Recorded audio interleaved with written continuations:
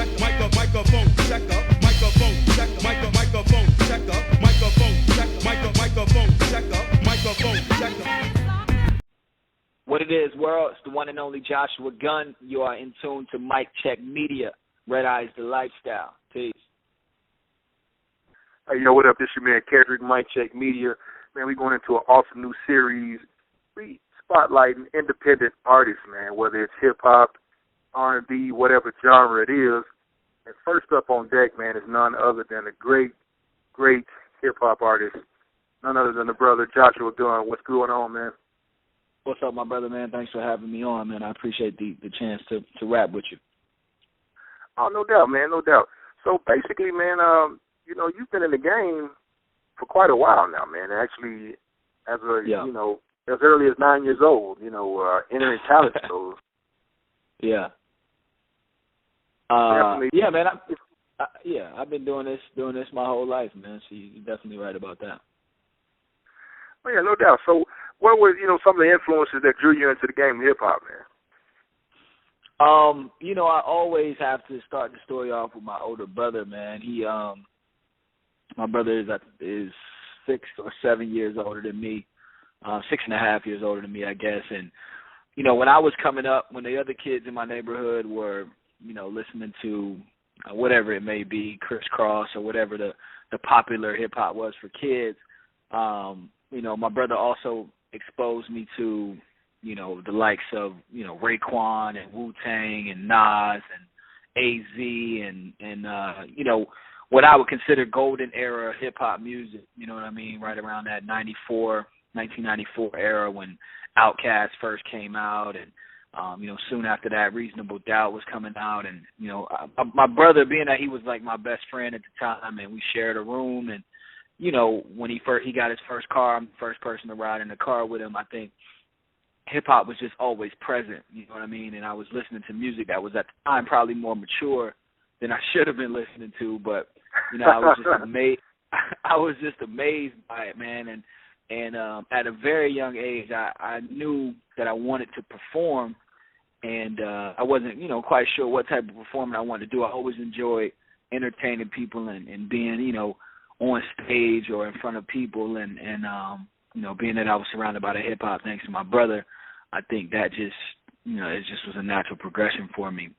And then after that, you know, I was just fortunate enough to be in the right places at the right time. I remember, I think I was maybe 11 or 12 years old, and a girl that I went to school with, I went to elementary school all the way through high school with. Her dad had a recording studio in his basement, and he had a local record label, and I ended up, you know, playing around on the microphone and impressing a lot of the people that were there. And long story short, Big Daddy Kane became a part of that situation with them, and, you know, got a chance to meet him at such a young age. And I honestly credit, you know, the meeting of Big Daddy Kane and getting to record a song with somebody who was so legendary at a young age is what kind of solidified the fact that, okay, this is what I really want to do, you know what I mean, with my life.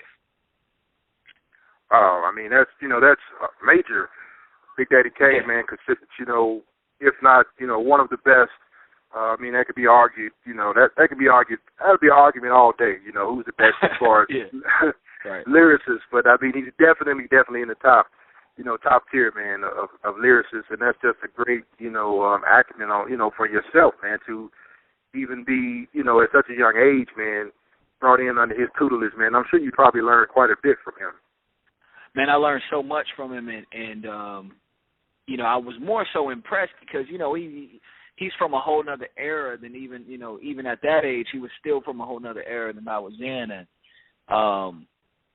seeing how skilled he still was and still is, I don't know, you know, Kane to this day is still one of the best rappers ever and could probably crush 99% of people in the game. And, you know, if he taught me nothing else, man, he taught me the value of lyricism, you know, watching somebody who achieved the level of success that he did but still cared about being the dopest MC on the planet, you know what I mean? And he hopped on a record with me, who was an unknown artist from Durham, North Carolina, and he still brought his A game, you know what I mean? And to me, he just instilled that competitive spirit, that passion for MCing, and you know, I carry that with me wherever I go. Wow, I mean, and you know, just from myself and, what I've known about you and just going through your bio, man, you've come across some great pioneers of hip-hop. I mean, even under a management period with Terminator X. How did that come about? Yeah, man, I definitely have been blessed to work with some of the pioneers. The Terminator X thing happened. So my pops was a mailman growing up. He was at work for the Postal Service for 20 years. Terminator X's dad worked with my dad. So wow. They relocated down here to North Carolina, and my dad, who's always been a big supporter of me since I was 7, 8 years old, trying to rap or whatever I was doing, always a big supporter and always very proud of his kids.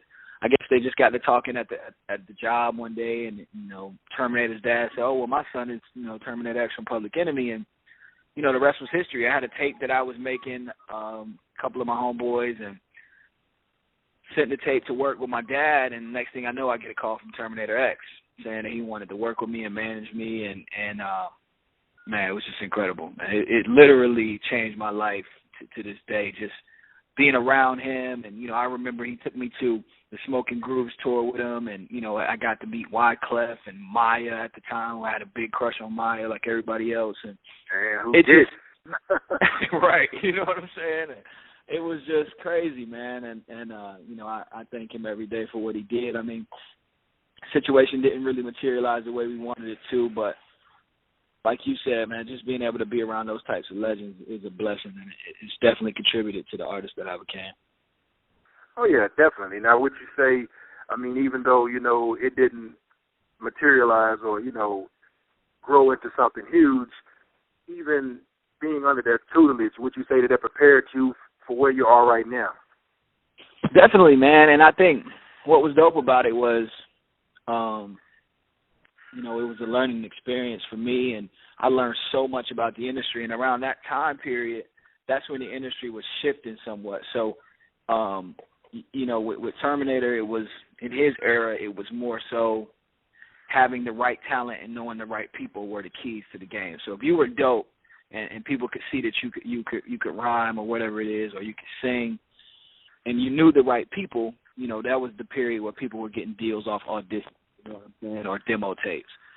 But around that time, Terminator's period was like that. But around the time when he was shopping my project, we learned that the independent grind was just becoming prevalent, and it was more so not just your talent or not just the skill level that you had, but you had to have a movement behind you and a business acumen to be able to do it on an independent level before any major label is going to take a chance on you. And I think that's probably the most valuable lesson that I learned from that period. Well, man, definitely, shout out to Terminator X, man, and Big Daddy Kane for, being able to be there and drop some knowledge, man, and provide the gems for you to, become the MC that you are today.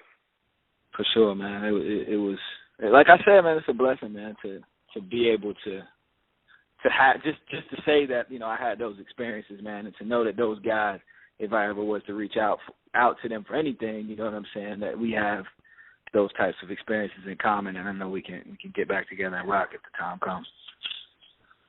Oh, yeah, man. So let's fast forward to 2013, man. Joshua Gunn, the artist, Red Eye Lifestyle. Let's talk a little bit about Red Eye Lifestyle, man, and where we are right now.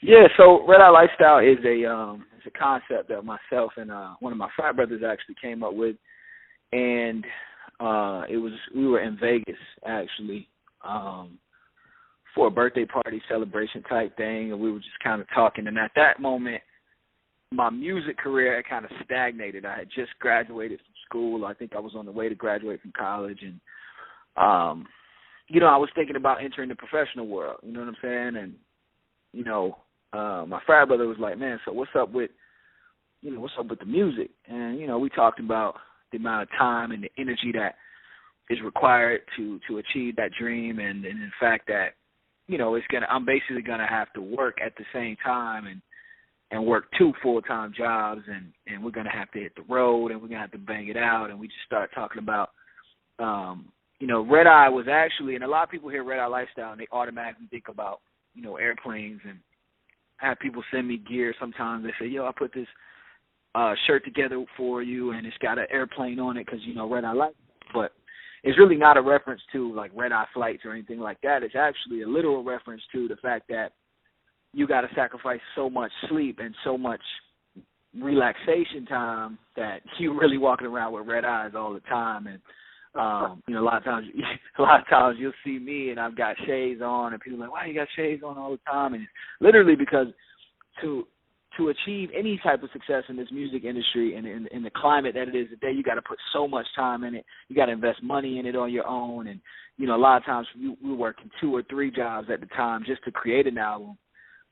It literally is walking around with red eyes and sacrificing sleep and a lot of times just sanity just to achieve your dream. And that's really what the spirit of Red Eye Lifestyle is, and it's kind of grown into more of a movement and in some degree a management company and a record label, but it's really just a philosophy, man. No sleep till success. Wow, man, that's, you know, one of the dopest analogies I've heard, and is to break down your movement. And, I mean, on the outside looking in, one would think that that would be a reference to, you know, an airplane, you know, jet setting, the Red Eye Lifestyle, you know, moving from place to place. But a lot of people don't recognize or even realize the work, the amount of work that any artist has put into their craft to get to where they are. I mean, you know, a few people might be able to say, you know, I jumped in and, you know, I caught that break and I didn't have to put in work.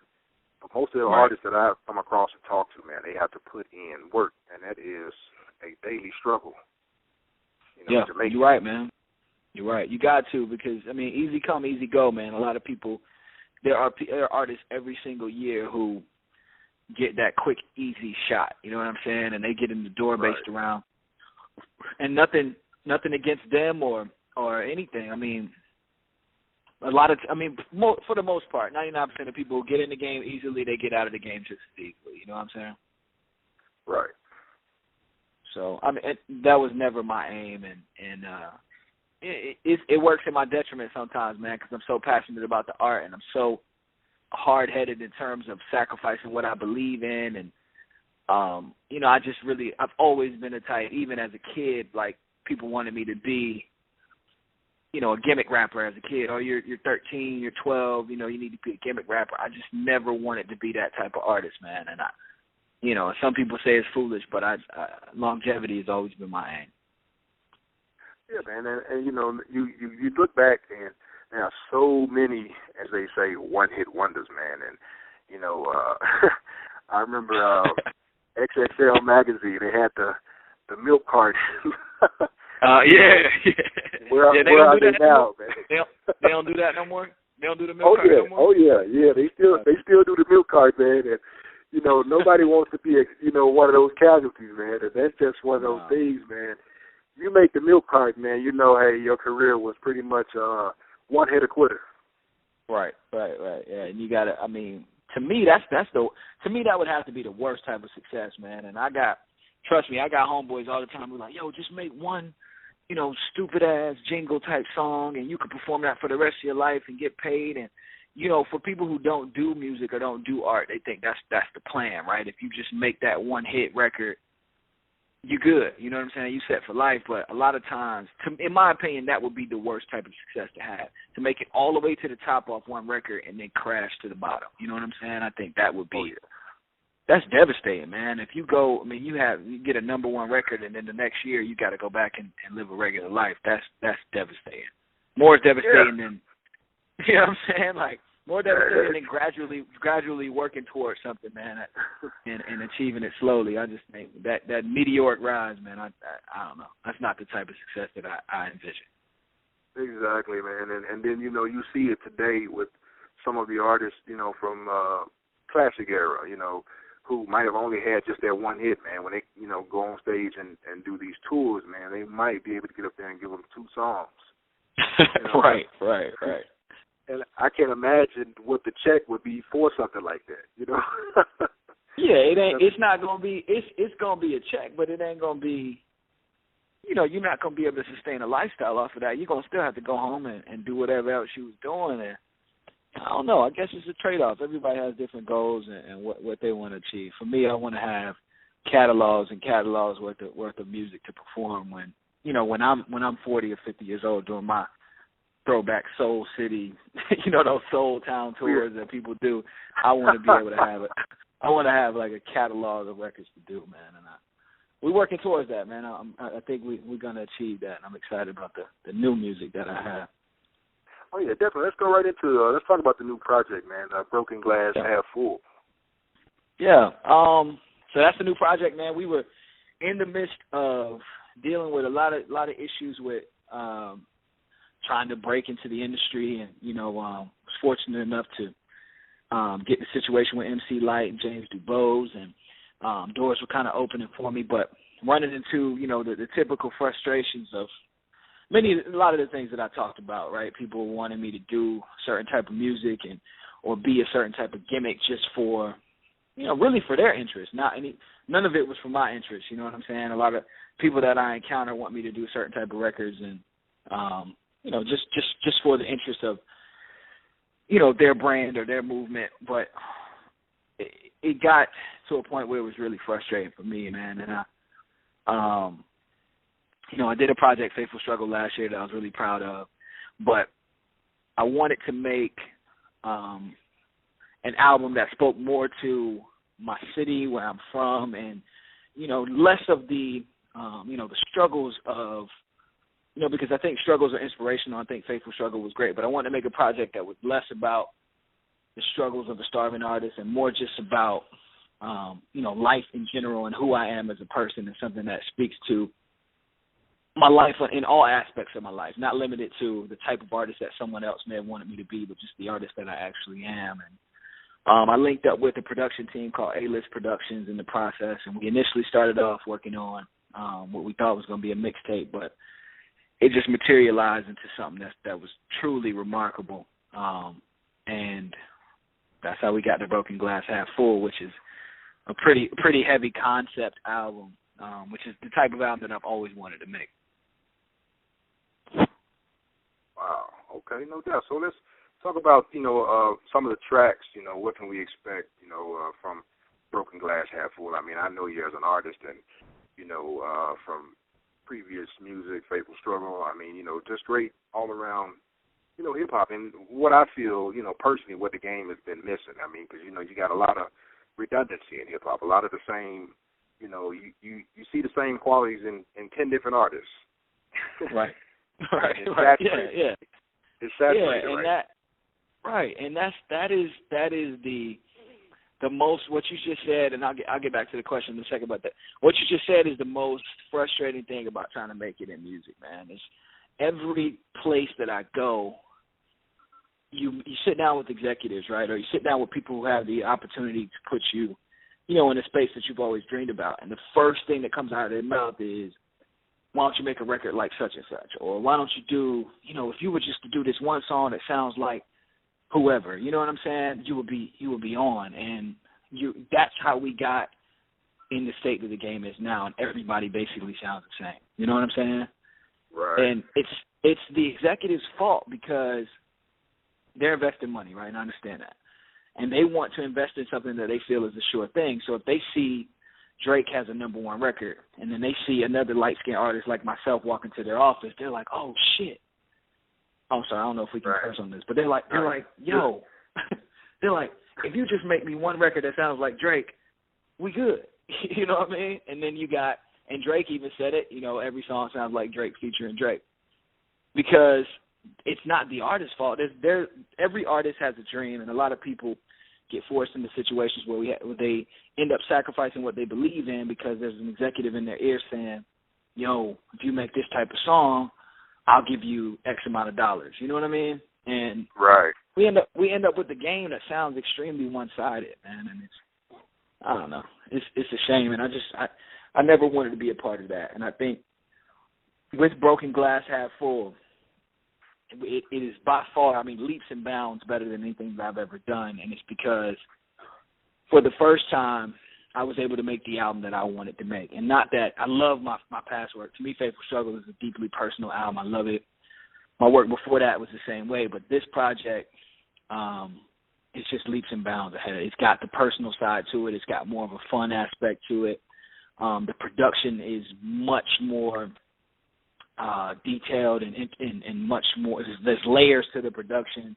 I think people will be blown away just in terms of the quality of the production that we have. It's just, I don't know, man. Like when we're done talking, man, I'm gonna have to send you some tracks so you can hear them, man, because I'm real proud of it. And I'm trying to hold on to it till the release date on November 12th. But it's just like literally sometimes I ride around listening to it and I can't believe it's my project. It's that dope to me.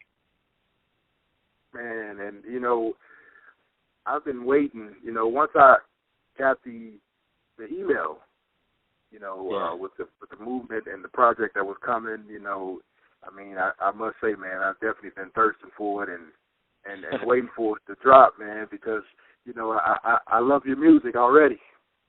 Yeah, and I appreciate that, man. I appreciate all the support you've been giving me, man, via the internet and all of that, man. It's definitely paid off. There's quite a few people that'll come to the page, and I know they came through you, and I appreciate it, man. I think you will be blown away by the new project. I think to me it's leaps and bounds ahead of everything that I've ever done. Man, I know you're gonna do us proud on this one. I'm definitely like I said, waiting on it and ready for it to drop, and definitely you one of the inspirations for Mike Check Media doing this series. And it's a lot of artists like yourself that are out there grinding, and they're working hard, man. They're hustling every day to achieve their goals and get out their dreams, and without media outlets that are going to give let's see, what am I looking for? An honest, presentation and not just bias, Right. Artists like yourself won't, get put out there as much, and that's the problem, And until we bring it back full circle to the hip hop that we all know and love, that we grew up on, man, we're going to continue to be saturated with, like my man RZA, he said it on the Wu-Tang album. It's R&B, rapping bullshit. Yep, 100%. And that's pretty much what it's going to be in a nutshell until we take self-inventory and take hip-hop, take the culture back. Right. No, that's 100%. What's going to have to happen. 100%, man.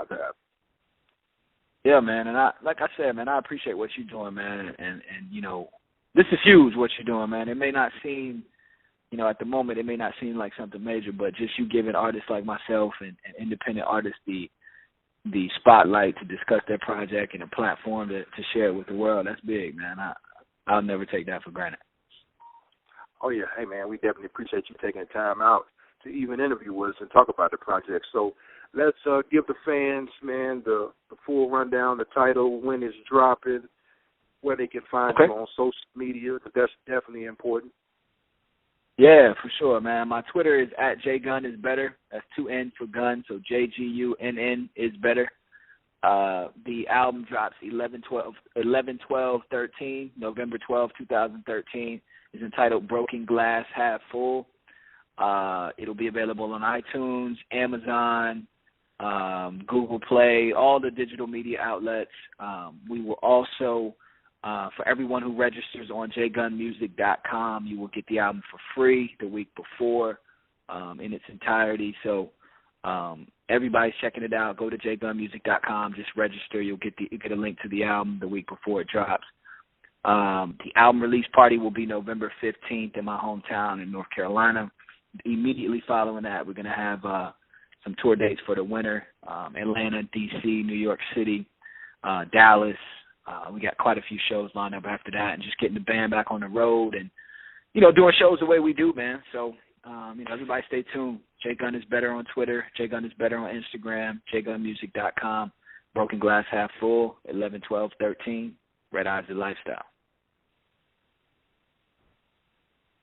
Man, hey, we definitely looking forward to that, and like I said, we appreciate you taking the time out to chop it up with Mike Check Media, man, and you definitely got our support 100%.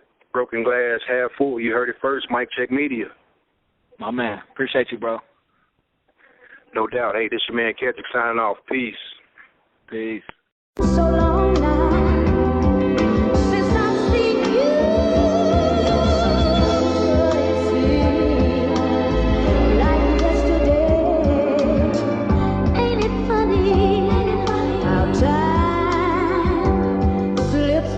still a better rapper than you, by the way. Come on. Third day. Oh, sipping my glass of Pinot, your favorite rapper we know. In this game where every lane think he Al Pacino, I just keep doing me, my cutie count a stack of casinos, and I sit back and relax. Microphone check, microphone check up.